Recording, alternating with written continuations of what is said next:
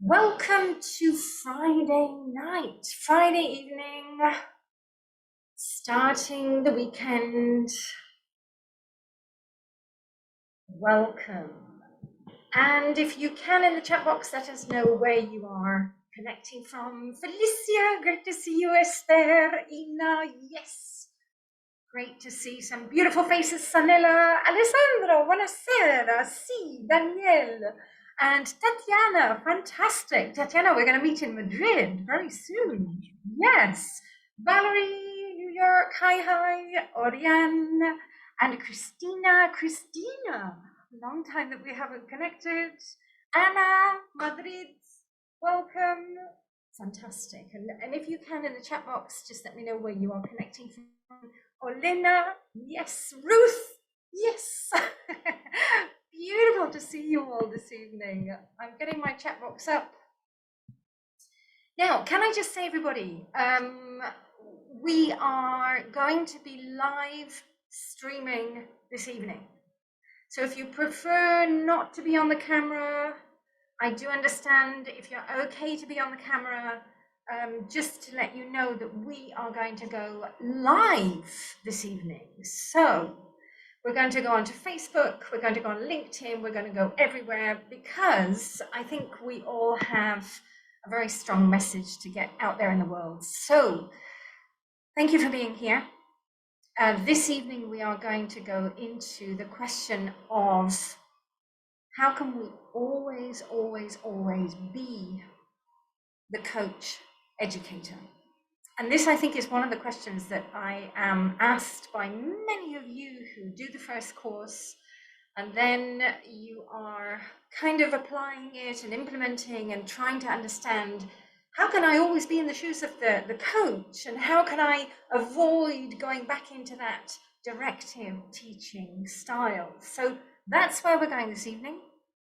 This is what we're going to be talking about. And just warming up the platform, I do want to say thank you for being here. It's Friday evening, so we're going to start the weekend. And remember that tomorrow morning we will be here again. And tomorrow we're going to go into motivation. So we're really going to get an eyeglass on the question of motivation. So I was thinking today, coaching in education is quite new. May I say that we were one of the first 10 years ago, and all of you who are neurolanguage coaches, neuroheart educators, you are some of the first in the world to really be accredited coaches in education. And now we see the trend is starting, and everybody's coming onto the coaching in education, everybody's coming into the neuroscience in education. So this is where we are. By the way, everybody, I do have to say that I am in fact located today in Sitges, because I've been organizing some things for the conference that we're going to be holding here in March. And the reason that my sound is a little bit strange is because I'm on my famous laptop with this fan that will not stop working. I promise I will get another laptop over the next months, and I will get a microphone. I also confess that I've had a microphone, but I ran over it with my chair in the office, so it died because I kept running over it, running over the cable. So I promise I will get another microphone, etc. And yes, Ina, it's really bright, a beautiful sunset. I don't know if I can just give all of you a little bit of that. That's the sea behind me there. That's where I am. I'm in the hotel where we're going to do the conference in March, at the end of March. So this is the reason that my sound is a little bit strange, everybody. Let's get back to the topic. So coaching in education is going to now become, personally, I think it's going to become a very, very big trend. Now, I want to get very, very clear. We all come from teaching. Me too. Everything that we have done through the years, through the centuries, has been fantastic. And we are embracing, right from the Socratic period through the centuries, the ups and downs of education. This is where we are now. Today's world is very different. Those of you who were with me last weekend, we had a walk through the WEF, the Education 4.0, the fourth industrial revolution, and we are at a point in time in history where we are facing a very different world. Personally, I think anything and everything that we can bring in to enhance education is exactly what we need at this point in time. And personally, and obviously unbiased because I've created the program, personally, I think that professional coaching plus neuroscience, plus neuropsychology, plus emotional intelligence are going to give us clues how to move forward in today's world. Today's learners are different. We are different. Technology is different. We are in a brave new world. And we need to understand how to communicate with the learners of today, whether they are toddlers, kiddies, teenagers, adults, business people, whoever they are. We have to be the ones who are now adapting to the learners. And that's what we can do by bringing in the coaching effect and the coaching impact and the coaching vehicle. Now, I hear many people say, okay, you can use this little bit here, this little bit there. I actually want to say, and this was one of my messages on LinkedIn today, no more pussyfooting. I don't know if you know that word, all of you. If you don't, please have a look. Pussyfooting means to go very cautiously, very carefully. Basta. We're not going to pussyfoot anymore. We really are going to be integrating the coaching all the time. It's not about now I'm a coach, now I'm a teacher, now I'm a trainer, now. No, it's about living, being, implementing, and oozing the persona of the coach. And this is where the whole process transforms. When we transform, the learning transforms, the learner transforms. So it's a knock-on effect. Now, with pleasure, everybody, in the chat box, comments, whatever you like. Let's open this as a sort of shared dialogue. I'm just getting my screen up with the slideshow coming in. And I promise it is the real me today and not the Rachel robot who started the session the other day. If you didn't see the session the other day, everybody, do go back and have a look because there was a Rachel robot that was in my place. So how do we always become a coach? Now, let me go back to what I was saying. This is not about criticizing anything that we've done in the past. It's not about criticizing teachers, training, anything to do with the educational systems. No. It's about how can we enhance? How can we help teachers to face the learners of today? So I do think it's about a transformed teaching approach. That's what we're looking for. You know, in the dictionary, and all of my neurolanguage coaches, you know that we look at this. In any dictionary, when you look for teaching, when you look for training, when you look for coaching, teach is present in everything that we do. So in training, it talks about teaching. In coaching, it also talks about teaching. So it is the foundation. And we are honoring it, we're embracing it, and that's what we're using as the sort of stepping stone to move forward and question, how can we enhance what we do? Now, interestingly, this comment from 2020, you know, the academics are now starting to research teaching versus coaching, the impacts, the effects. And here we really have the crux of the matter. Coaching is non-directive,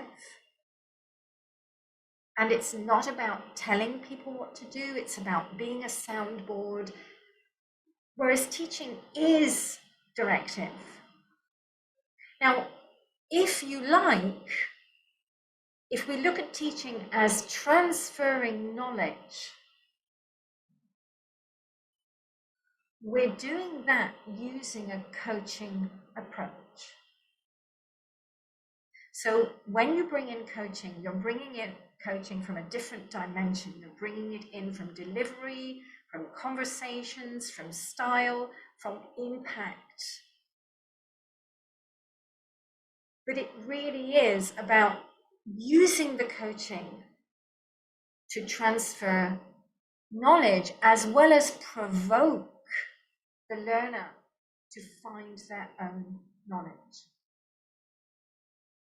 You know, somebody said to me a couple of weeks ago, quite interestingly, training, learning, teaching, coaching, whatever we're doing, how do we get the magic into the process? Now, I know there are many, many teachers, trainers, coaches, all of you who do know how to bring out the magic, but there are many who don't. And I think what we're looking for is always having that magic coming out for that learner, but not only for the learner, also for us as educators. We also want to feel that magic in this process. And I always say the best feedback for any of us comes from the learner, comes from the coachee. Not from me, not from anybody who says they are the ones teaching you something. No, it's going to come from your effect with your learner all the time.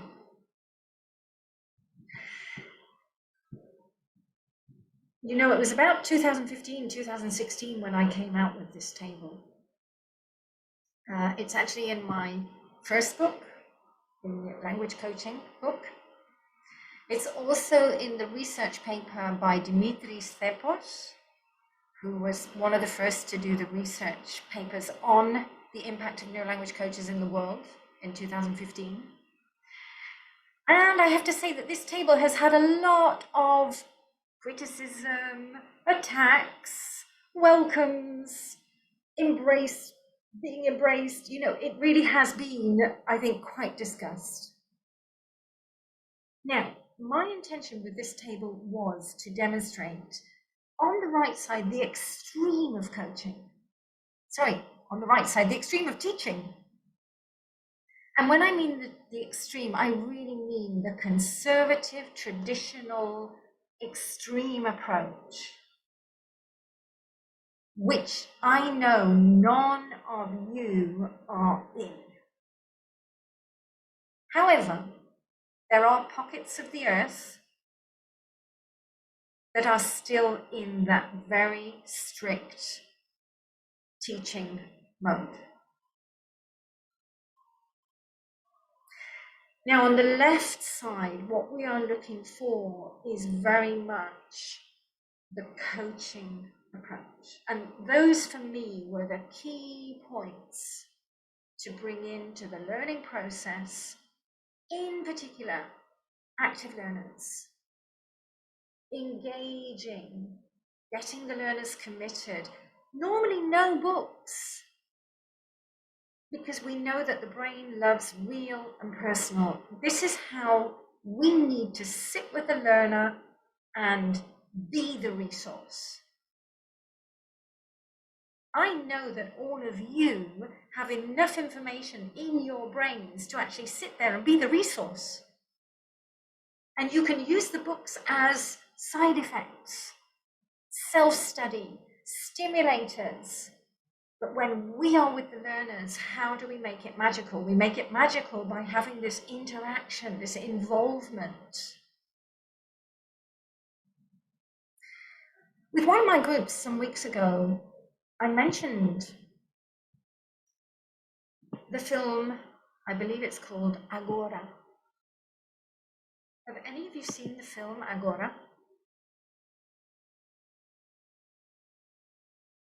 It's about the life of the last Greek philosopher who was a lady.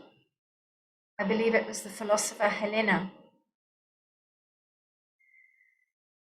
If you can, have a look at that film. And especially there is a moment where she is with her learners. And the whole room, they are interacting, discussing. When I saw that, for me, it was the persona of the coach. She wasn't giving the answers. She was stimulating, provoking, connecting, helping, and they were finding the answers. For me, it was a beautiful demonstration of that moment of involvement of the learner and the magic. So this is my major message. No pussyfooting here. We want to bring in the magic. How do we do that? Well, we can bridge this gap, teaching, coaching. It's not about one or the other. No. It's about embodying all of it. Now, if we say that we are coming in with a coaching approach, it's about living it, being it, and demonstrating it, not just lip service. And we know that when we do live it, the learning process transforms, the learner transforms, the learner really learns. And can I say that we get learners who become certain? Because if 1 minute I'm a teacher and I'm telling you what to do, and the next minute I'm not the teacher, we're going to have learners who are swimming out there going, whoa, how do I behave with this person who is meant to be transferring knowledge with me? So it's about bringing certainty into the process. It's about my learner understanding they're safe, I'm accessible, and I'm going to be involving and stimulating all the way through. And if I need to transfer knowledge, I'm going to do it with a very gentle, non-directive approach.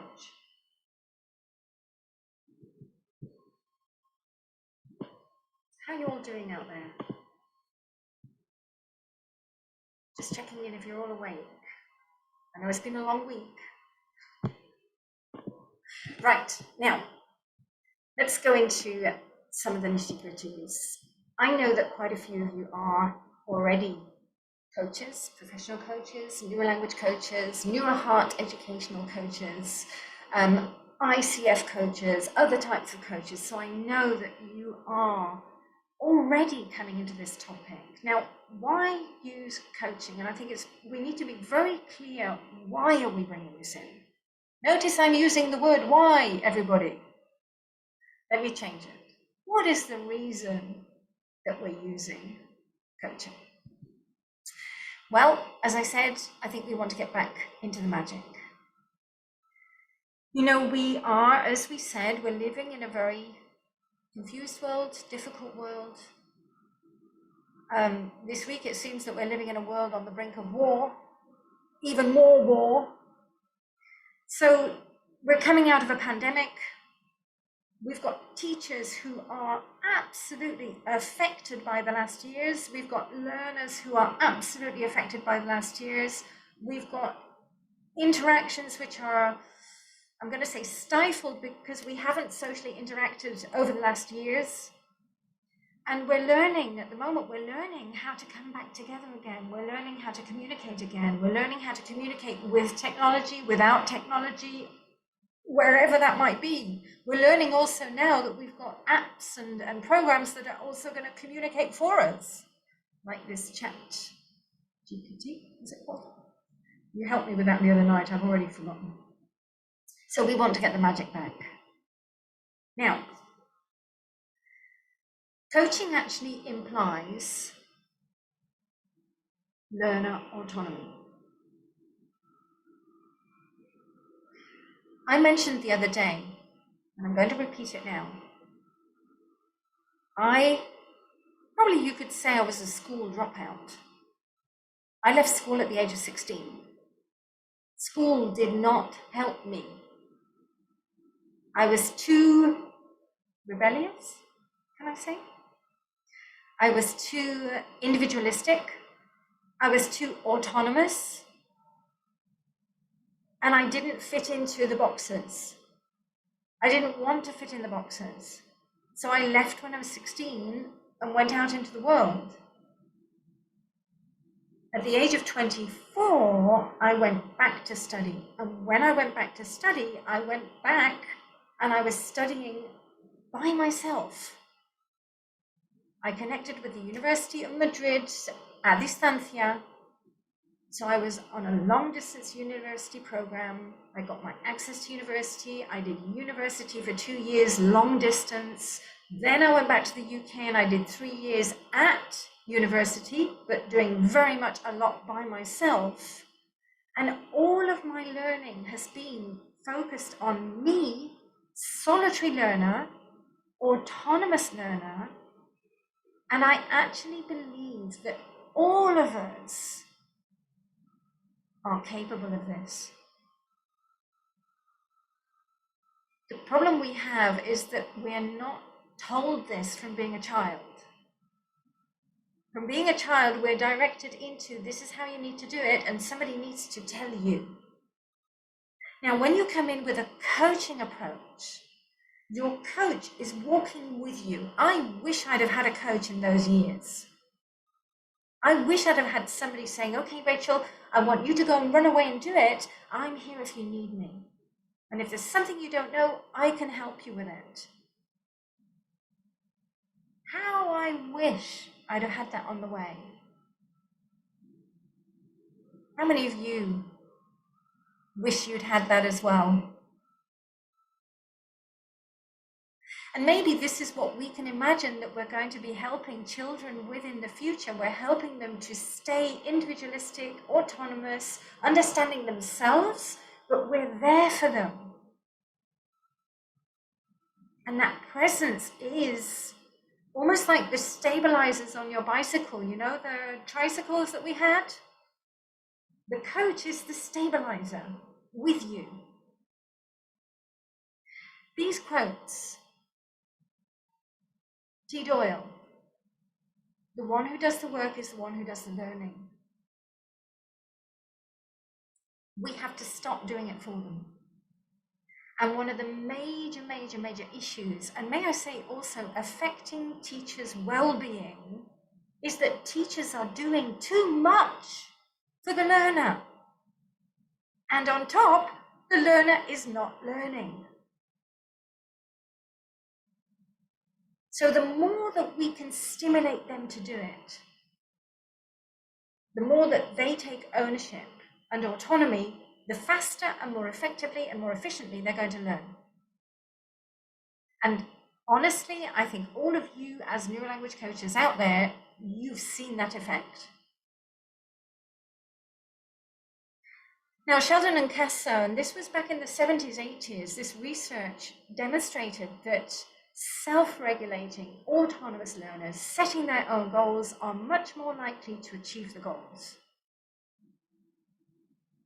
And with an impact on well-being. And this research has actually been, I'm going to say, even more verified last year. This is 2021 research actually recommending that we should promote autonomous, self-regulation, goal-orientated learning. Beautiful research, everybody, recommending coaching for education. There it is, because it promotes well-being of learners. Learners learn how to self-regulate, to understand themselves, to go into that goal-setting process and achieve the goals. And this is very important, that we measure and feel success. Coaching gives psychological safety, especially neurolanguage coaches, neuroheart educators who also understand the brain perspective. Working with a coach is going to give my learner that psychological safety net that they need. Coaching can also get them into different states. Now, those of you who know me, you know how much I love this flow state. And one of our teacher trainers, Juan Carlos, I know he's also absolutely into this. How do we get people into the flow state? They call the flow state, the alpha brainwaves, the genius state. That's where we get optimized, maximized learning happening. Now, as a coach, and I'm going to talk about this in a minute, if I know how to communicate with my learner, I know how to provoke different brain states. By the way, I'm not talking about sitting down and hypnotizing people. Somebody said to me the other day, do we hypnotize people? No! We just do it through normal communication. There's no NLP here. There's no hypnotism or anything woo-woo. This is literally just about how we communicate. And understanding that the way that we communicate is key. Absolutely. So let's just take a quick walk. I know that many of you know this. What is coaching? It's quite interesting because there are many, many, many interpretations of what coaching is. Let's take it into some different blocks. On the one side, we've got the sports coach, football coach, basketball coach. I don't know if any of you have got a personal coach. You know, the one who's going to be very directive, ordering you around, telling you to do 50 press-ups and do them again and again and again, with a very directive tone to get you going, to get you motivated, to get you empowered, to get you doing it. That's fine. That's one type of coaching. Another type of coaching, I'm going to call it academic coaching. A lot of universities have programs, modules, coaching in education. Most of the time, that is extremely theoretical. Fantastic theory, great to study, but one of the major problems is, how do you implement that? The next strand of coaching is instructional coaching. In the US, you have a lot of instructional coaches in education who are experts, teachers, trainers, professionals from the educational field who are coming in with the advice to schools, to institutions, curricular advice, brilliant educational coaching there, but from an instructional perspective. In a totally different line, we have life coaching, business coaching from the institutions like the International Coach Federation, the European Coaching Board, and these are coming into non-directive, non-instructional, soundboard, empowering coaching for life sphere, business sphere, personal sphere, whatever. Now that, the latter, let's say the life coaching, the ICF was founded in the 1990s. Life coaching actually started in that respect in the 1970s. 1979, the first life coaching model, the GROW model, GROW. And over these years, we've had the wave from the US to the UK, into Europe, into the world with this style of coaching. Can I share with all of you? 20 years ago, I landed in Germany. I can become very poetic here. I landed in Germany in the middle of a blizzard, in a snowstorm, December, January 2000. And I actually was going to study the second part of my Master's in Human Rights over at the University of Bochum in the Ruhrgebiet. And at the same time, I was accepted full-time in a business language school. The owner of this school was a great Scottish guy called Jim, great Scottish accent. And he was the one who said to me, Rachel, I do language coaching. And I want you to do language coaching. Now, Jim, in the year 2000, had actually done a module at one of the British universities, coaching in education. So he had a lot of theory about it, but when I said to him in the year 2000, Jim, what do I do? What's coaching? How is it different from teaching? He just said, follow the client. And that was it. That was my instruction book, everybody. Follow the client. And that was what got me onto this journey of how on earth do I make a difference between me being a language teacher and taking X amount of money and me being a language coach and taking triple that amount? How do I show the difference? And that's where it all started for me. Now, in those years, from the year 2000 to 2010, I was developing myself as a life coach. I was doing life coaching programs accredited by the ICF.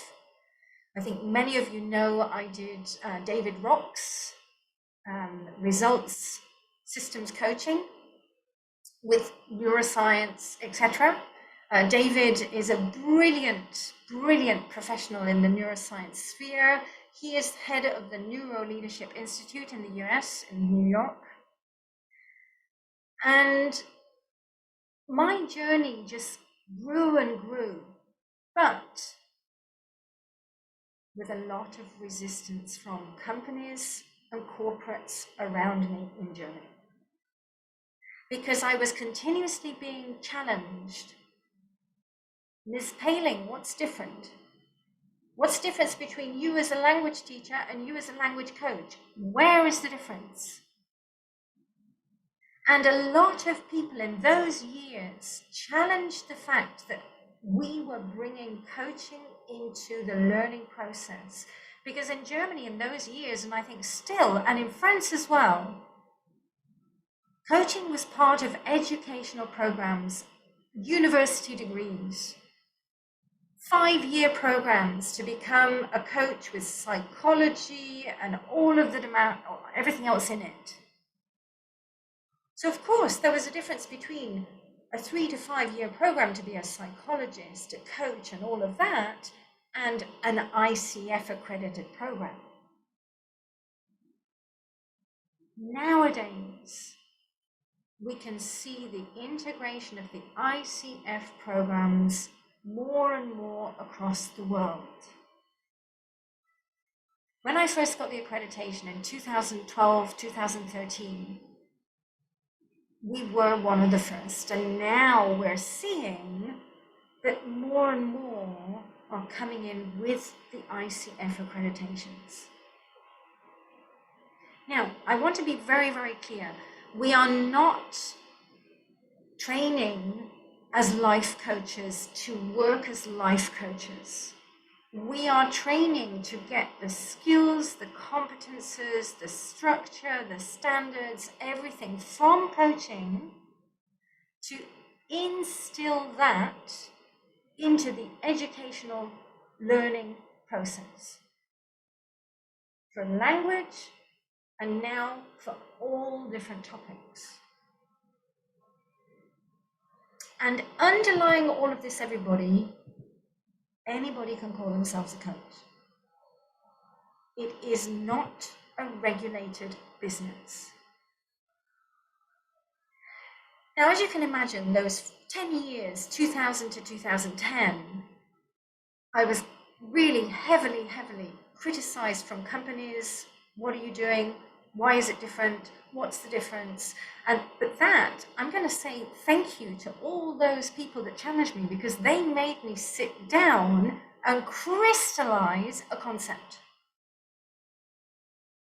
Because in all those first 10 years, I couldn't explain what I was doing until I sat down and crystallized a complete approach and concept and able to explain what it is. And that's what we've been developing over these last 10 years. But anybody can call themselves a coach. It's not a regulated business. We are accredited by the ICF. We do carry their standards. We do carry their accreditations.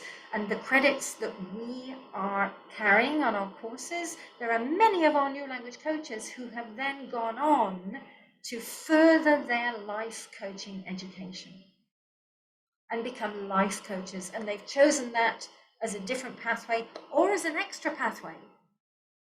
Life coach on one side, language coach on another side. And ICF competences. When you really embody the persona of a coach, it takes a long time. It is a total transformation. It took me many years. And I know that a lot of my coaches, they see and they feel it's a never-ending development journey. I'm still developing as a coach. And it will continue. We're in evolution. And we're in an evolutionary field which is emerging now. And you are part of this field. So, how can we use coaching in the educational process, in learning? How can coaching really enhance the learning process? Well, 3 different things I'm going to say are the key here. We've already said that, the pandemic, where we are now, I actually think, how many of you are in Spain? Because I haven't been watching the news this week. Anna, I know you're out there somewhere. Those of you who are in Spain, by the way, I can see more of you now. I can see Ale, I can see Lucien, yes. Sorry, I couldn't see you before. I can see Renata. Fantastic. How many of you have seen this week in Spain, I believe, the teachers are on strike?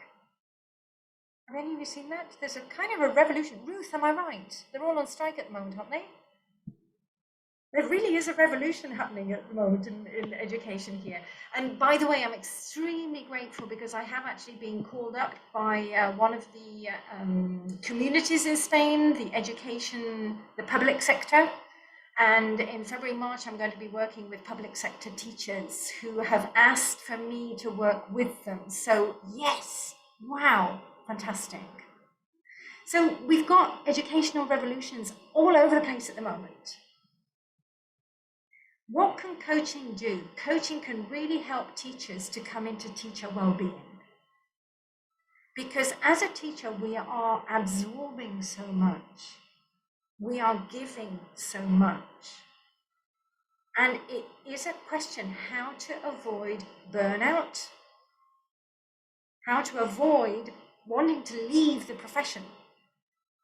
Because we need these educators out there. We don't need everybody to leave. We need them to be there and happy. So coaching can provide that buffer, that understanding of how to protect self as a teacher, as an educator, teacher well-being. And coaching can really come into that transformation process. How many of you as neurolanguage coaches would say that you totally transformed with the coaching, with the course, with the neuroscience, with the knowledge? Me too. Me too. And I still am in that transformation of, wow, what this information is giving us to then empower, to learn, to apply. Secondly, when the teachers have changed and transformed and are coming into that coaching approach, the learning process changes. And that in turn impacts the learners. And you've got learners who are what I would say transcending. And I'm not saying that in any religious sense. I'm saying it in the natural sense of totally transforming learners. And that's what we want. We want learners to be inspired. We want them to be knowledgeable. We want them to be going out there and impacting other people as well. So how can coaching really help? Well, it can help with changes in the way we communicate. It can help with the change of structure to the learning process and powerful coaching conversations. How we communicate, definitely the listening, the silence, the giving space to that person in front of me to enable them to think, connect, learn. Calm presence.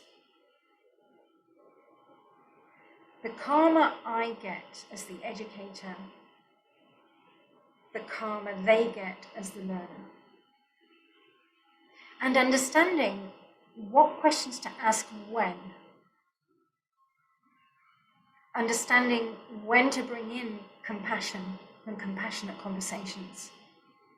When to bring in feedback, recognition.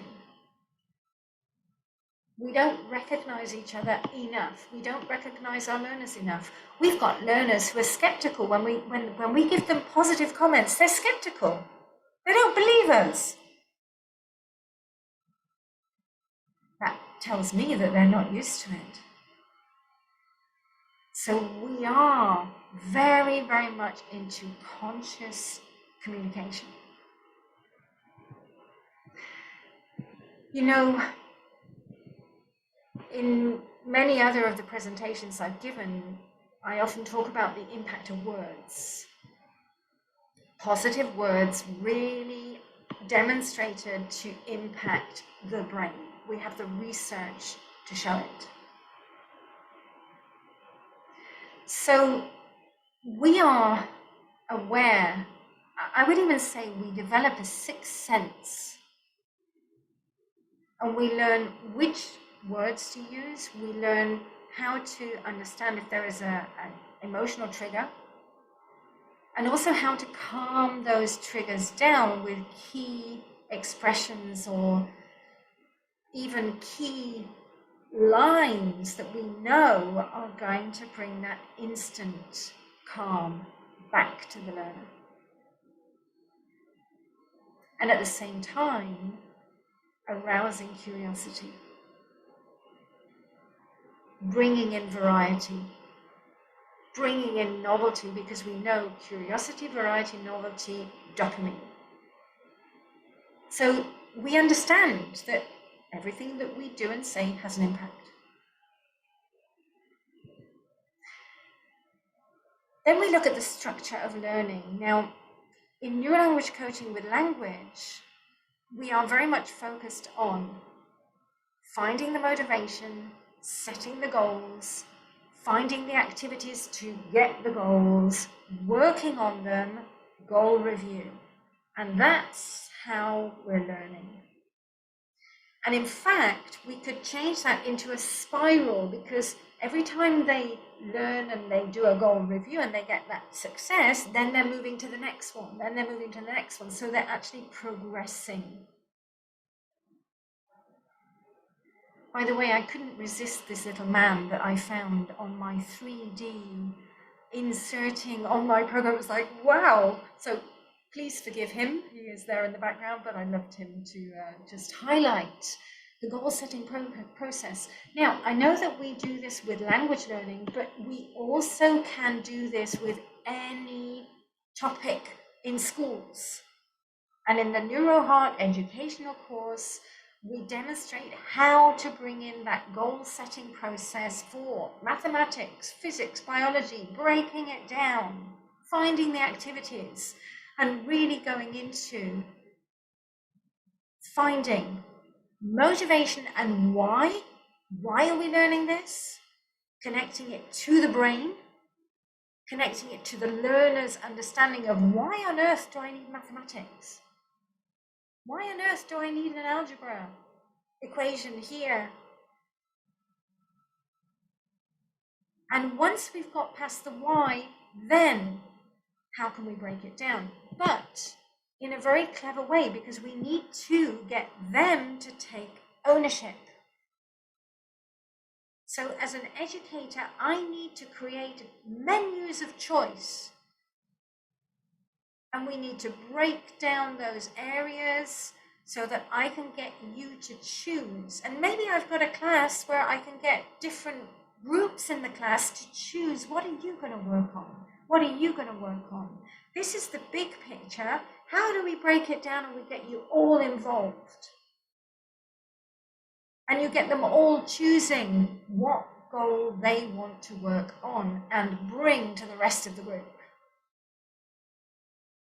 And the more we get specific goals, the more measurable. And what we need is that learners start to feel little steps of success. Because if they feel that success, they want more. If they feel more success, they want more. I call this the fireball effect. When you've got the motivation, when they feel the success, you also feel their happiness because they've got it, and you've got that fireball. Coach, coachee, educator. Can we say educatee?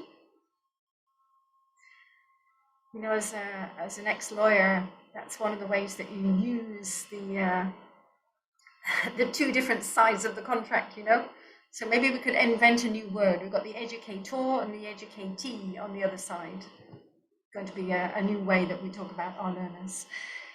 And the activities, you know, when you get into educational coaching, this is where you also need to come into topics like multiple intelligences, neurodiversity, preferred ways of learning, the science of learning, Tokuhama Espinosa.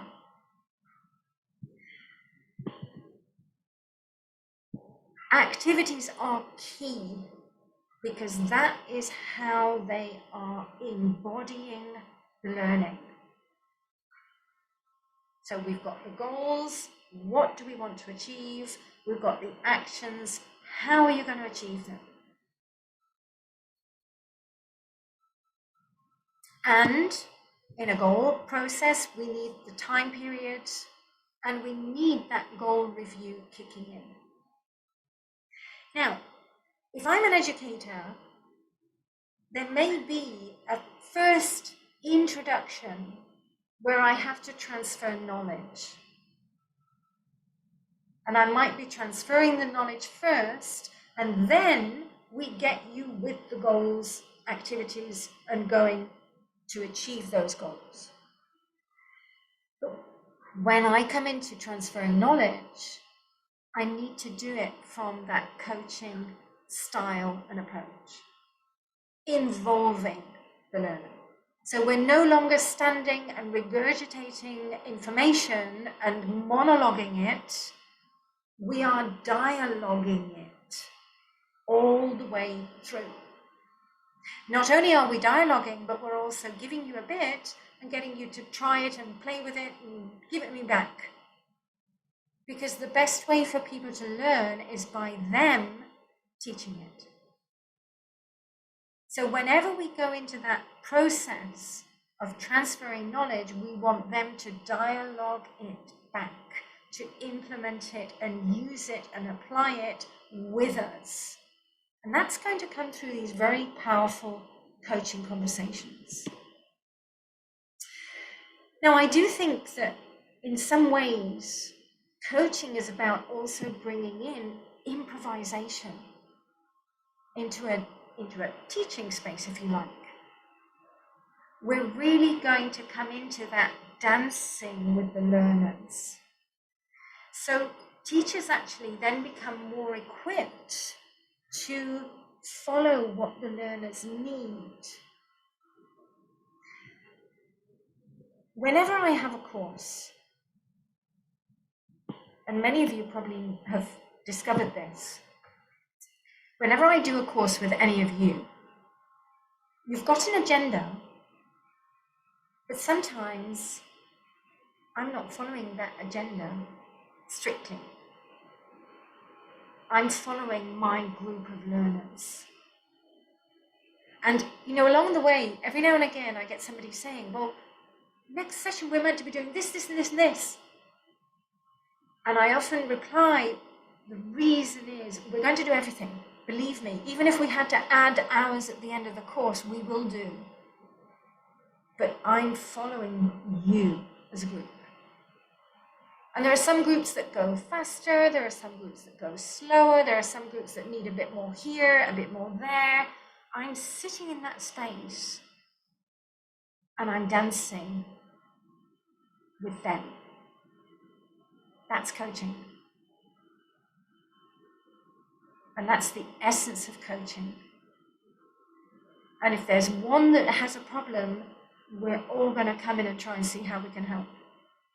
And we're all there as a team. And this is another essence of coaching in education. We create teams from groups. If I've got a class of 25 kids, how can I get them to be a team? How can they help each other?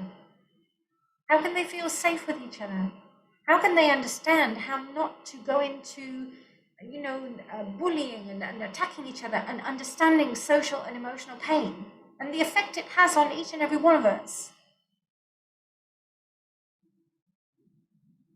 So coaching is very much about improvising, dancing in the moment, and knowing exactly when to say what.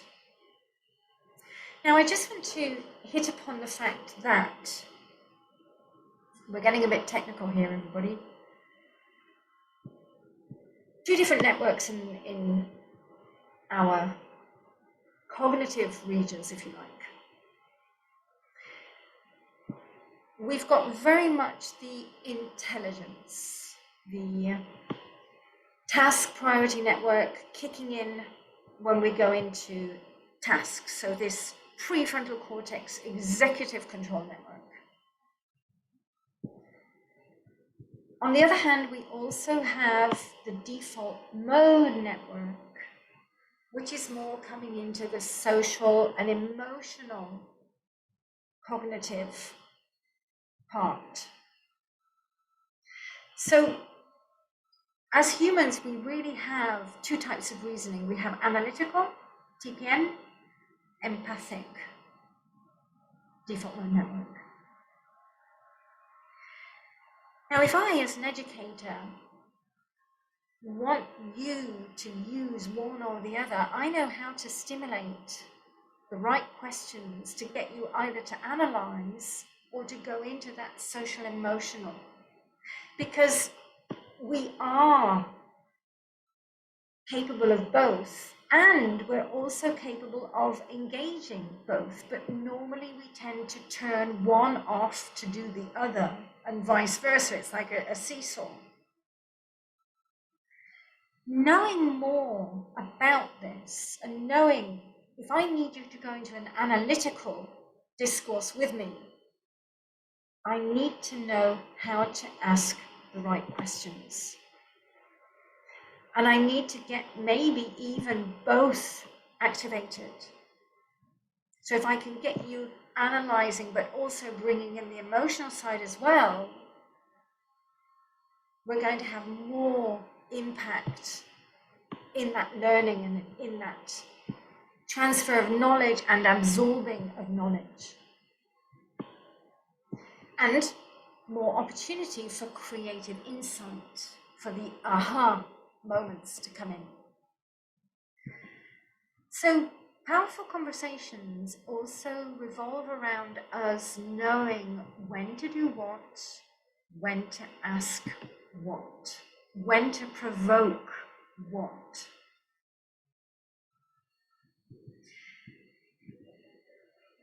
We could also see that the impact really is going to get our learners to be more aware of themselves as well. And may I say, if I understand that something is making you, my learner, very emotional, I can also use this as a tool to get you to switch into analytical. So I can also use this to help you, my learner, go beyond emotional blocks and triggers. Can I say that the neurolanguage coaches who know the bad learning memory conversation,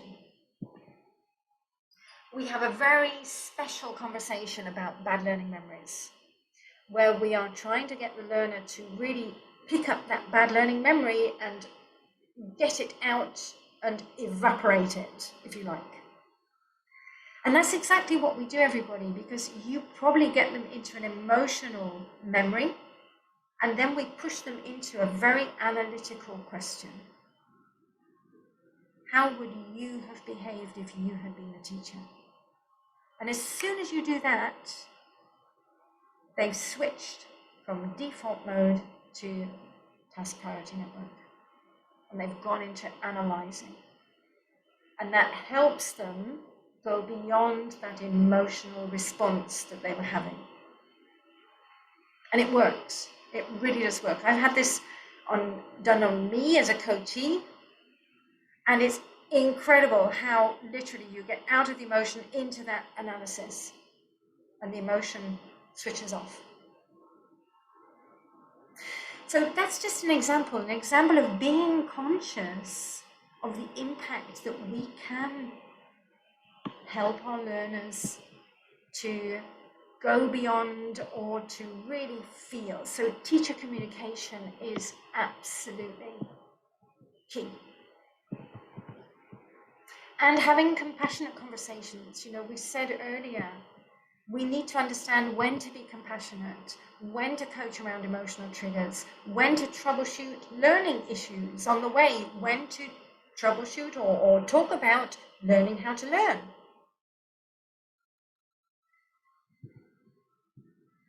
And when we are delivering content in a language perspective, and even a non-language perspective, we use the PACT PQC model: placement, assessment, conversation, teach, powerful questions, clarification. This particular model will allow our learners to stay with us in the learning, involved all the way through, and it allows us to stay in the shoes of the coach all the time. Now, I know some of you have done the ongoing sessions course with me, And in that course, we really look at how to use that packed PQC for non-grammar as well. Just actually looking if I can't, on my laptop, I can't see the big screen. So I can only see some of you, I can't see all of you. I don't know if there are any of the teacher trainers here, but all the teacher trainers have done the Neurolanguage educational course with me.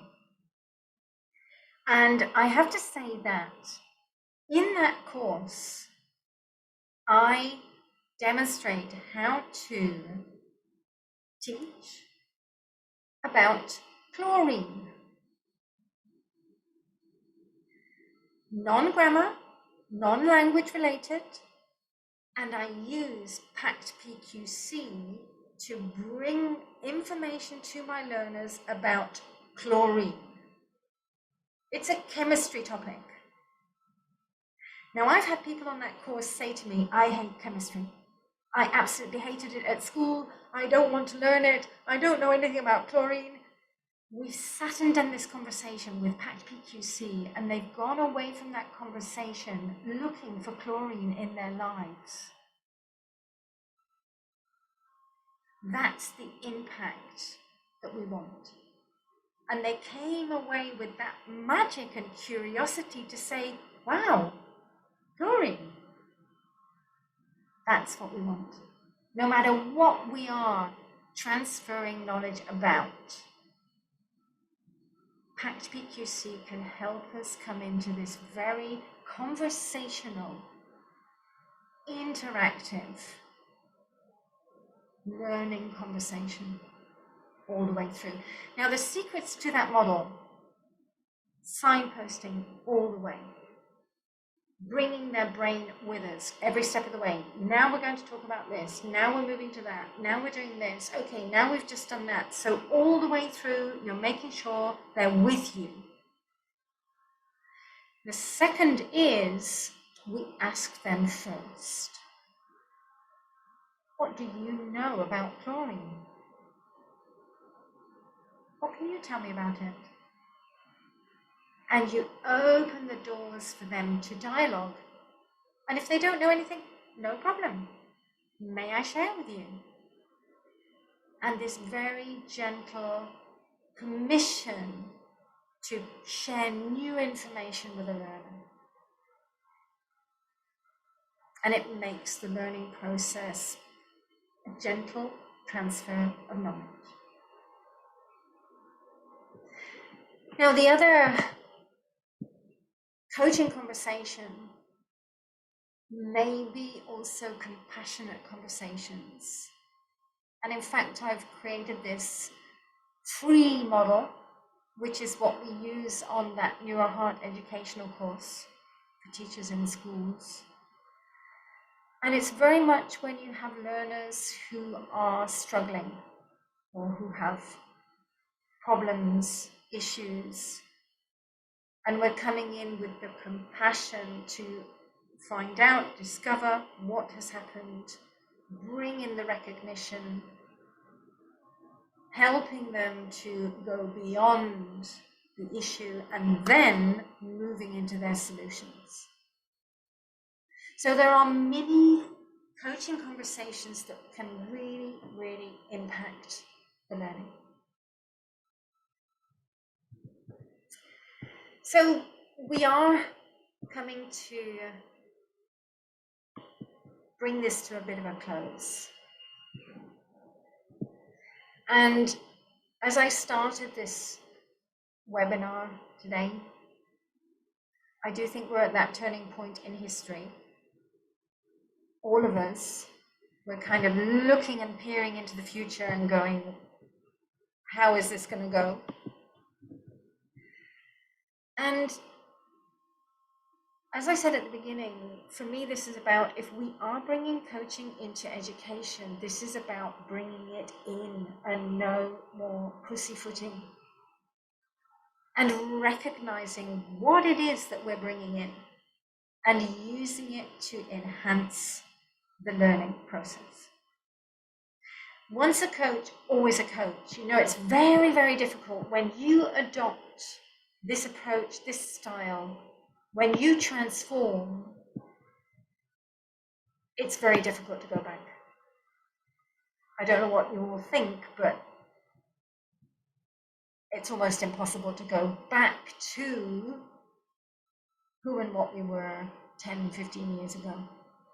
As I said, it's an evolution. I've just seen Jacob. Jacob, can you remember about chlorine? Yay! What an amazing session we had about chlorine. I will leave everybody with that smile on their face there. Now, NeuroHeart education encompasses NeuroHeart educational coaches coming into all topics and specialized Neurolanguage coaches coming into the language topics. And now we are starting to deliver the NeuroHeart educational coach course. I'm about to start with a beautiful school in Nicaragua. We're going to be doing a pilot course there and connecting with more and more schools across the world to deliver those courses. And of course, we have all of the Neurolanguage coaches across the world. May I say that we have 32 teacher trainers. Jacob is one of them.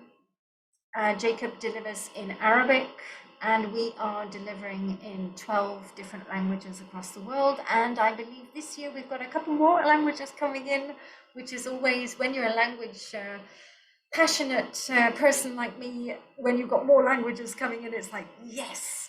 So we're probably going to be delivering in 14 different languages over the next year. And of course, the marvelous teacher trainers are the ones bringing those out into the world. So little by little, we are, can we say, instilling the coaching, the neuroscience, the neuropsychology, the emotional intelligence into the learning process to assist teachers and learners of today. And if we take what we said from the Education 4.0 to also be the, can I say, the brake for technology taking us over? Because we can never be replaced. Never. So yes, we're going to get the technology, but the humanness that we give can never be replaced. And the more we come into this sensitivity and the more humanness we bring out in our learning process, the more we are going to be needed in the future. So, concluding there, just to say that